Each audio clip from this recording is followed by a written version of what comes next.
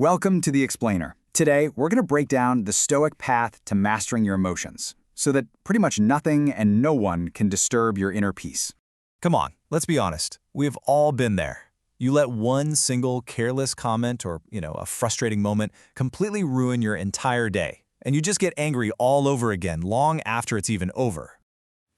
This state of being emotionally hijacked, it's like living on autopilot, where your mood is just dictated by whatever happens around you.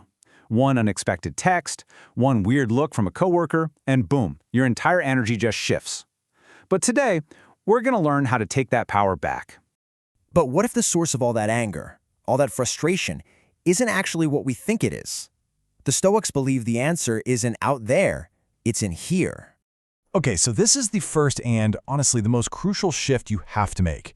You have to realize that other people don't cause your emotions, your internal response to them does.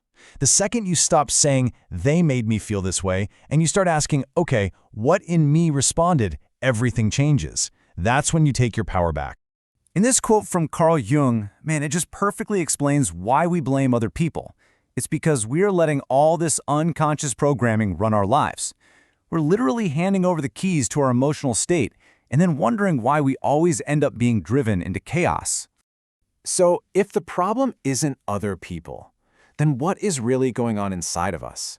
What are these unconscious programs that cause such intense, outsized reactions? Think about this. You get hurt not by what actually happens, but by what you thought should happen instead, right? It's when someone breaks a contract they never even knew they signed. You expect kindness to be returned with respect, or for your hard work to be met with appreciation. And when it isn't, that gap between your expectation and reality, that's where the suffering comes from. Now, this is a really crucial point. Our suffering doesn't actually come from the external comment itself. It comes from defending this fragile identity we've built. If someone calls you lazy and you need to be seen as hardworking, the sting isn't really in their words. It's in the clash with the image you are so desperately trying to protect. The people who trigger you the most are actually your greatest teachers. And why is that? It's because they are holding up a mirror and they're showing you exactly where you're still wounded, where you're still looking for approval, and where your identity is still, fragile. This idea just reframes everything, doesn't it? Most of the time, people's harshness is just their own inner pain spilling over. That anger, that sarcasm, it's not really a weapon aimed at you. It's just a symptom of something unhealed inside of them. You just happen to be standing in the way when it's spilled. Okay, so understanding why we get triggered, that's the first big step.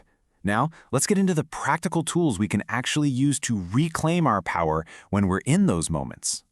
This simple three-step process is basically how you rewrite your emotional programming in real time.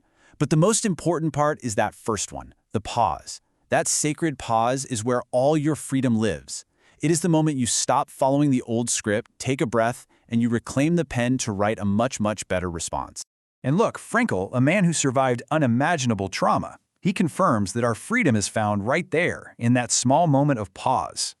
That space is where you stop being a puppet of your past pain, and you start becoming a conscious presence.